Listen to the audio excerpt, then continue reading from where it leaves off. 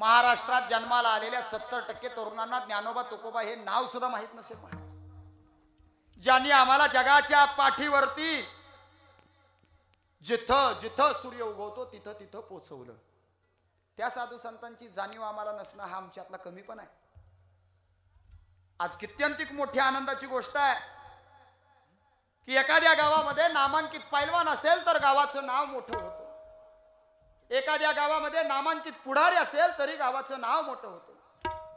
आणि सरते शेवटी एखाद्या गावामध्ये नामांकित कीर्तनकार वारकरी असेल तरीही गावाचं नाव मोठं होतं. आणि आपल्याकडे पुढारी आहेत आणि आपल्याकडे वारकरी सुद्धा आहेत. आपल्या गावाचं मोठेपण आहे.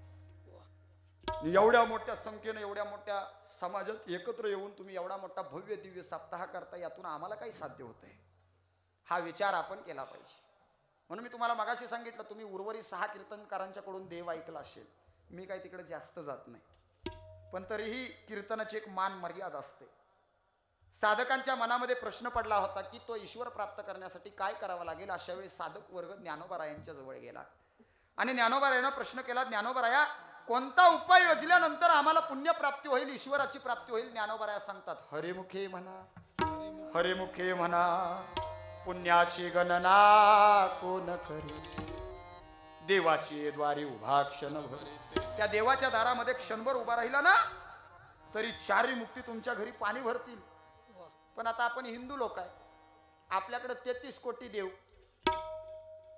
आपल्याला संतांनी सांगितलं, जया चित्ती जैसा भाव तया जवळी तैसा देव. तरीही लोक नको त्या देवाकडे पळतात. हे दरे शेंदरे देव कोण पूजिते.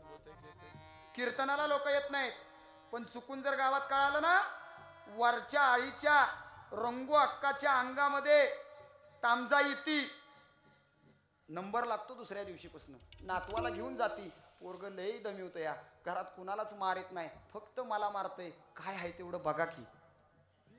नको तिथं विश्वास ठेवणारी माणसं आहे आपण. जिथं विश्वास ठेवला पाहिजे तिथं आपण विश्वास ठेवत नाही. म्हणजे बारकी पोरं पण लय खतरनाक असतात. मला लय अनुभव आहे महाराज.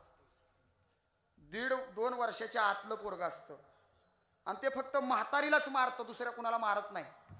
मग ती म्हातारी त्याला एका हातुरणामध्ये गुंडळती आणि एका काकांच्या पशी घेऊन जाते आणि त्यांना सांगते, अहो पोरग फक्त मलाच मारते, बाकी कुणाला मारत नाही. काय झालं असेल बरं. मग ते म्हणते, तुमचे 4 पिढ्यांची नावं सांगा. मग ते आज्याचं नाव, पंज्याचं नाव, खापर पंज्याचं नाव, त्याच्या अगोदरच्या एकाचं नाव घेतात. मग ते काय, ते कौल लावायची पद्धत असते. कोणी घावानं लावतो, कोणी ज्वारीच्या दाण्याने लावतो, ज्याला जसा आवडेल तो तसा लावतो. ते काय पद्धत वेगळी असते. आणि कौल लावल्यानंतर विचारतात, चौघाची नावं सांगा. एक तात्यासाहेब होता, एक भाऊसाहेब होता, एक काकासो होता आणि एक रावसाहेब होता. आणि नेमकं भाऊसाहेबाच्या नावानं कौल लागला. ते भाऊसाहेब कुणाला म्हणायचे. म्हातारी म्हणली, अहो आमचा सासरा होता भाऊसाहेब. अहो म्हणले, मग भाऊसाहेब माघारी आले. ती म्हातारी म्हणली, जापानला नेऊन त्याचं का भागलं नव्हतं का, मला छळाय परत माघारी आला. काय करायचं. काय नाही म्हटले, पळशीच्या महादेवाच्या देवळात न्या आणि त्याचं नाव हायवे तुमच्याकडे पद्धत, त्याचं नाव काय करायचं, वाजगारायचं. मग ती आत्ती बोलवायची, मामा बोलवायचा, पेढे वगैरे चारायचे आणि त्याला तिथून पुढं त्या नावानं हाक मारायची. म्हातारीनं 2 दिवस नातवाला हाक मारली, भाऊ अहो का मन दमी होतायसा, भाऊ गप्पा की, भाऊ जेवला का. एरवी म्हातारीला मारणारा नातू 2 दिवसानं म्हातारीच्या मांडीव बसतो आणि आपल्या ताटातला एक घास उचलून म्हातारीला चारतो. म्हातारी म्हणती, खरंच म्हातारं लय आगाव आहे, पुन्हा माघारी आले. नको तिथं विश्वास ठेवायला आपल्याला आवडतं, पण जिथं विश्वास ठेवला पाहिजे तिथं आपण विश्वास ठेवत नाही. वारकरी माणूस कधीही पहा, ज्योतिबाला गेला तर गुलाल ज्योतिबावरती टाकतो, पण तोंडात रामकृष्ण हरीच भजन असतं. खंडोबाला गेला तर भंडारा खंडोबा माळस्याच्या अंगावरती उधळतो, पण मुखामध्ये रामकृष्ण हरी नामाचाच गजर असतो. एरवी 12 ज्योतिर्लिंगाला गेला ना तरी नाक घासून देवाला दंडवत घालतो, पण मुखात रामकृष्णच हरी असतं. का, आपुला तो एक देव करून घ्यावा, तेने विन जीवा सुख. तो देव आणि आम्ही एक झालोय. ज्ञानोबाराया सांगतात ना, परी तुझा मुद्रांकित, त्या ईश्वराच्या मुद्रेनं अंकित आहे. पण सामान्य जीवाला प्रश्न पडला की कोणत्या देवळात गेल्यानंतर आम्हाला 4 मुक्ती प्राप्त होतील. मनामध्ये प्रश्न तसा शिल्लक राहिला. सरते शेवटी लोक थकली आणि नाथ बाबांच्या पाशी गेली. नाथरायांना सांगितलं, ज्ञानोबारायांनी आम्हाला ईश्वर प्राप्तीचा मार्ग सांगितला खरा, पण झेपला नाही. तुम्ही जरा सोपं करून सांगता का? नाथरायांनी सोपा करून मार्ग सांगितला. हरी प्राप्ती से उपाय, हरि प्राप्ति से उपाय, हरि प्राप्ति से उपाय, हरि प्राप्ति से उपाय, धरा संताचे ते पाय, धरावे संताचे ते पाय, धरावे संताचे पाय, धरावे संताचे ते पाय, धरावे संताचे ते पाय, धरावे संताचे ते पाय. हरि प्राप्ति से उपाय, हरि प्राप्ति से उपाय, संताचे ते पाय, धरावे संताचे ते पाय.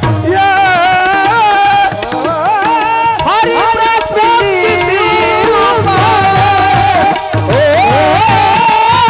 हरि प्राप्ति धरावे धरावे संताचे ते पाय.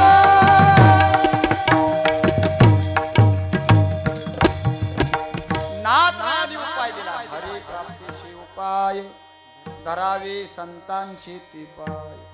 इसवी सन पूर्व 724 पासून 2025 पर्यंत आज तागाय सगळं बदललं. काही जशाचं तसं राहिलं नाही का? राहिलं महाराज? पळशीकर बदललं ना सगळं. जेव्हा हायवे नव्हता त्यावेळेस सगळ्यांना सामान्य गावं वाटत होती.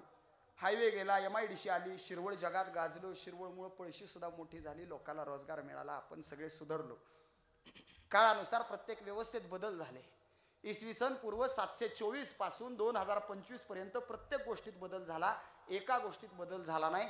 724 ला सुद्धा हिंदू झोपलेलाच होता, 2025 ला सुद्धा हिंदू झोपलेलाच आहे. एवढी एकमेव गोष्ट जशीच्या तशी आहे. 1300 सालाच्या पुढच्या पहिल्या आठवड्यामध्ये हिंदुस्थानावरती परकीयांचं आक्रमण झालं. महाराष्ट्र अजरामर होता, अजय होता. महाराष्ट्राची राजधानी दौलताबाद. देवगिरी किल्ल्यावरती भगवा फडकत होता. राजा रामदेवराय भगव्याचं राज्य करत होता. भगवा आनंदानं फडकत होता. राजाचा मुलगा, त्याचं नाव शंकर देवराय, हाही आनंदी होता. अतिशय आनंदात वातावरण होतं. कोणाला कशाची कवडीची कमी नव्हती. आया बाया अभिमानानं मंदिरामध्ये जायच्या, स्वाभिमानानं देवाला पूजायच्या. कष्टकरी शेतकरी कष्ट करून जगायचे. कधी कोणाला कोणत्या प्रकारचं दुःख वाटत नव्हतं.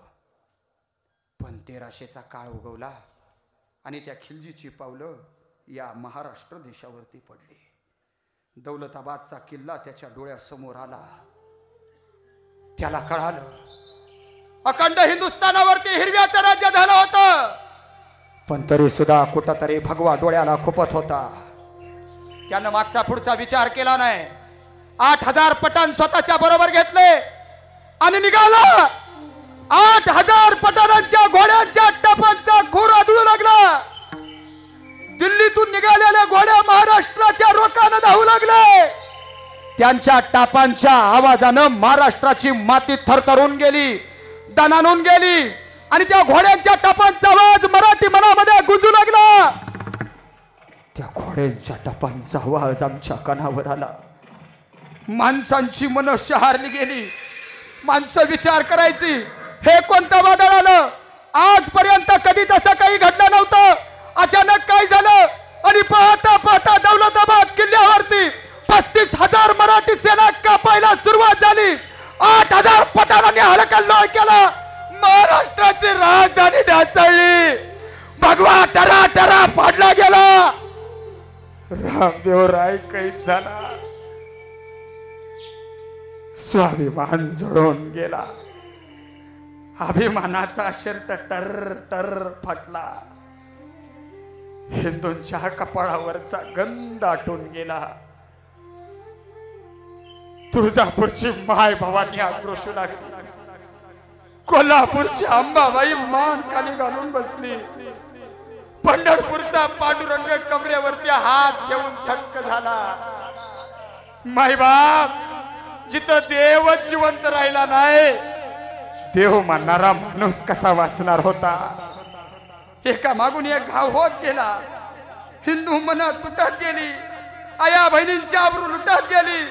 भरल्या चौकामध्ये तरण्या बांड पोरी वडायचे, वर वडायचे, तिच्या अंगावरच्या कपडे टरा टरा फाडायचे, माय भवानीला उघडी नागडी करून तिच्यावर बलात्कार करायचे. कष्टकरी शेतकऱ्याच्या हाताचा न्याय हिसकून न्यायचे. कोणत्याही मंदिरात भजन होत नव्हतं, कीर्तन होत नव्हतं. हिंदूचा सण यायचा, साजरा होत नव्हता. 350 वर्ष हिंदू अंधकारात जगत होता. आणि एक दिवस एक वाघीण उठली, शंभू महादेवाच्या मंदिरात गेली. तिच्या डोळ्यात पाणी होतं. ती महादेवाच्या समोर गेली. तिनं महादेवाला हात जोडले. ए शंभू महादेवा, हात जोडते तुझ्या पुढं, आता तरी जागा होशील का? ए महादेवा,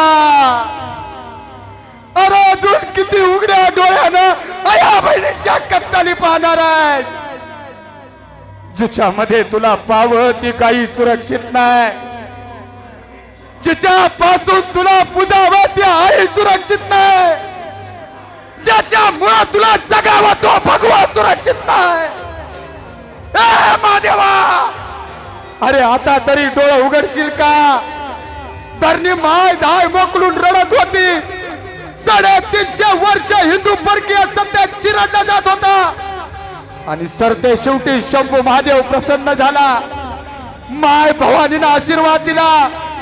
अंधाराची चिरफाड झाली आणि मोठ्या आनंदाची चित्कारी फुंकली गेली. महाराष्ट्राला आनंद झाला. 19 फेब्रुवारीचा दिवस होता. सुंदर असा सूर्य उगवला होता. मावळत नव्हता तरी त्याला मावळावं लागलं. क्षितिजाच्या पलीकडचा सूर्य मावळला आणि शिवनेरीच्या गडावरती नारायण अवतरला. पुण्यश्लोक छत्रपती शिवाजीराजांचा जन्म झाला आणि महाराष्ट्र मोठ्या आनंदात न्हाऊन निघाला. 350 वर्षांची परकीय सत्ता नाथाडून पुन्हा एकदा हिंदूंना भगवा फडकवण्याचा अधिकार प्राप्त झाला. आया बायांना देवळात जाऊन देव पूजण्याचा अधिकार प्राप्त झाला. ज्ञानोबाच्या तुकोबाच्या कीर्तनाच्या अभंगाला अर्थ प्राप्त झाला. मराठ्यांच्या तलवारी खणखणू लागल्या आणि 27 एप्रिल सन 1645 ला 300-400 तरुणी बांड पोरं घेतली. 15 वर्षाचं पोरग ज्याचं नाव शिवाजी, तेच शिवाजीराजे घोड्याला टाच मारली. रोहिडेश्वराच्या खिंडीत गेले आणि रायरेश्वराच्या शिवपिंडीवरती स्वतःच्या रक्ताचा अभिषेक व्हायला शपथ घेतली.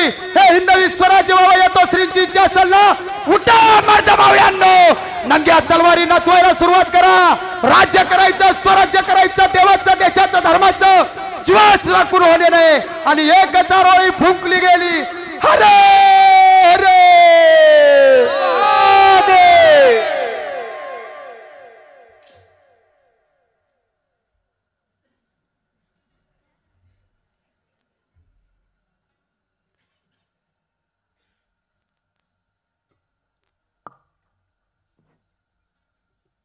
इथं बसलेले सगळे हिंदूच आहेत का?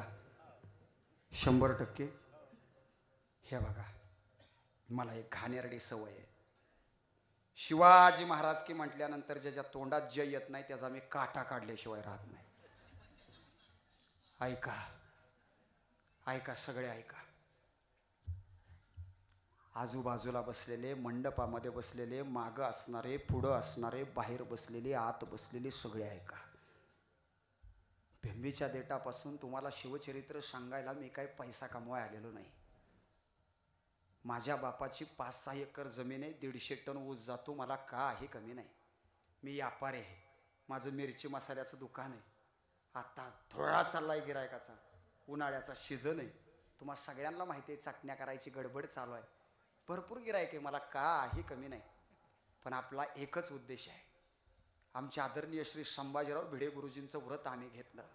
जिथं जिथं सूर्य उगवतो ना तिथं तिथं जन्माला येणारी प्रत्येक पिढी छत्रपती शिवाजी महाराज संभाजी महाराज रक्तगटाचे बनवणं हा ध्येयाचा आमचा उतार आहे.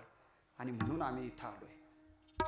तुम्ही जर खरंच हिंदू असाल ना तर अशी आरोळी द्या, अशी आरोळी द्या की स्वर्गात बसलेल्या छत्रपती शिवाजीराजांना अभिमान वाटला पाहिजे. पळशीकरांचा अभिमान वाटला पाहिजे. हिंदूंचा त्या शिवाजीराजांच्या पायापाशी बसलेल्या शंभू राजांना स्वाभिमान वाटला पाहिजे स्वतः दिलेल्या बलिदानाचा. याच समाजासाठी मी बलिदान दिलं जो समाज हर हर महादेवचा गजर करतोय. पहा, ज्याच्या कानावर माझा आवाज येतोय तिथपर्यंतच्या हिंदूंनी ऐका. तुमच्या मनगटात जर हिंदूंचं रक्त असेल ना तर हिंदूंनी हात वर करा. थांबा, या शेजारी हिंदू आहे का बघते, शेजारी हिंदू आहे का बघते मग हात वर करते असा विचार नको. ज्याचा हात वर होणार नाही तो अफजल खानाचा जावाई समजला जाईल. ज्याचा हात वर होणार नाही तो औरंग्याचा पुतण्या समजला जाईल. ज्याचा हात वर होणार नाही तो बडी बेगमचा नातू समजला जाईल. ज्याचा हात वर होणार नाही ती बडी बेगमच समजली जाईल. आपण जर हिंदू असेल तर सगळ्या हिंदूंनी हात वर करायचे. ऐका ना मायबाप, इंद्राच्या सिंहासनासमोर बसलेल्या छत्रपती शिवाजीराजांना अभिमान वाटला पाहिजे. अशी ललकारी द्या, असा जय घोष करा, असा उद्घोष करा की पुन्हा एकदा पैशातल्या हिंदूंचा रक्त सळसळ उसळलं पाहिजे. क्षत्रिय कुलवंश सिंहासनाधीश्वर राजाधिराज महाराज श्रीमंत पुण्यश्लोक छत्रपती श्री श्री श्री शिवाजी महाराज की धर्मवीर छत्रपती श्री संभाजी महाराज की भारत माता की हिंदू धर्म की सिद्धेश्वराच्या नावाने सिद्धेश्वराच्या नावाने.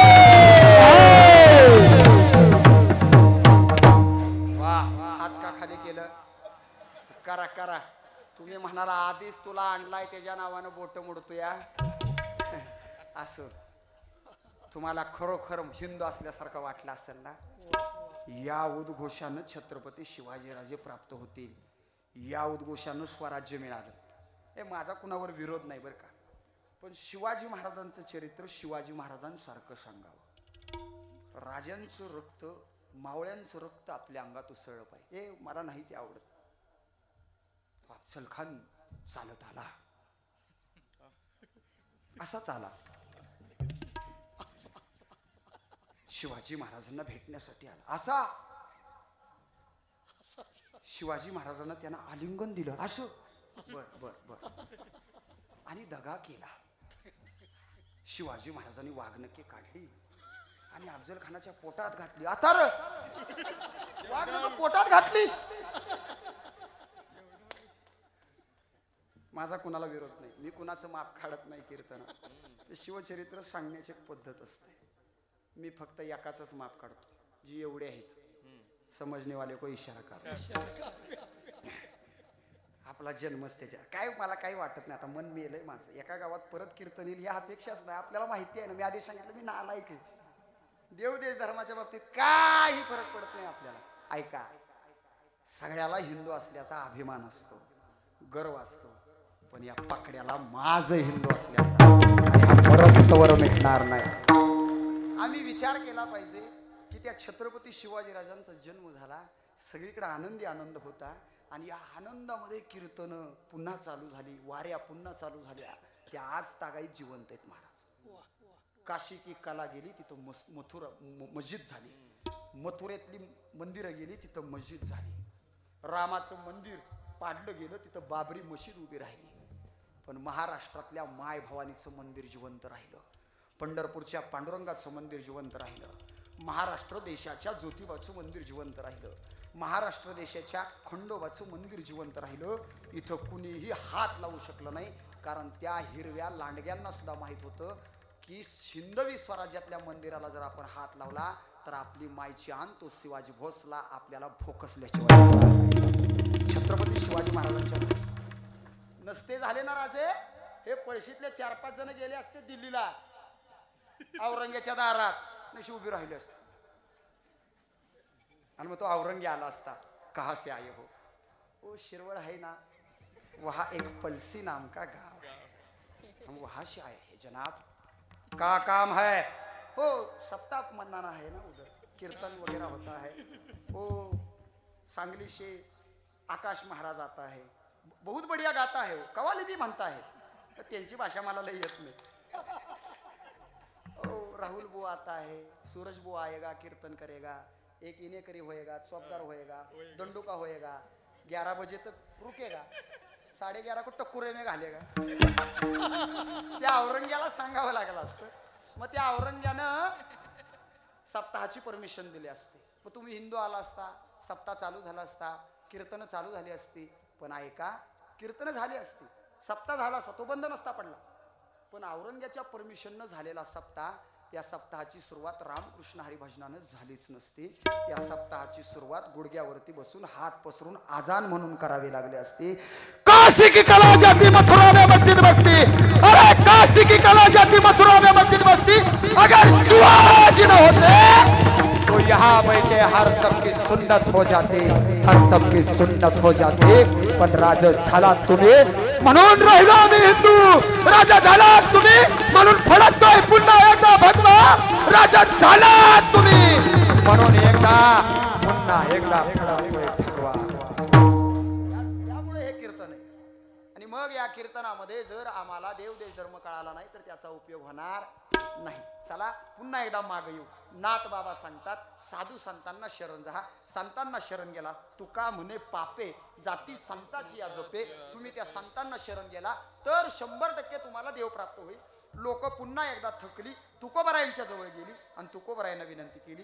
ज्ञानोबांच्या जवळ गेलो, आम्हाला ज्ञान प्राप्त झालं नाही. नाथ बाबांच्या समोर गेलो, कोणत्या संताला शरण जावं हे कळालं नाही, कारण कलियुगा माझी बहुत संत झाले. तुम्ही स्वतःच म्हणताय तुकोबराया, अंगाला वनिया राख, डोळे झाकून करती, आयशे कैशे झाले भोंदू, कर्म करून साधू. जे स्वतःला साधू म्हणतायत पण भोंदू बाबा आहेत, त्यांना शरण जायचं का खऱ्या संतांना शरण जायचं? खरा संत कसा ओळखायचा? तुकोबराया सांगतात, संताचे ते आप्त न होती संत. संत ओळखण्याची तमा तुम्ही करू नका. सर्वात सोपा उपाय सांगतो, त्याच्यासाठी कुठेही जाण्याची गरज नाही. न लगती सायास जावे वनांतरा, सुखे तो घरा नारायण. तुम्हाला ईश्वर प्राप्त करायचा आहे, सर्वात सोपा उपाय अभंगाचं पहिलं चरण. आठवे देव तो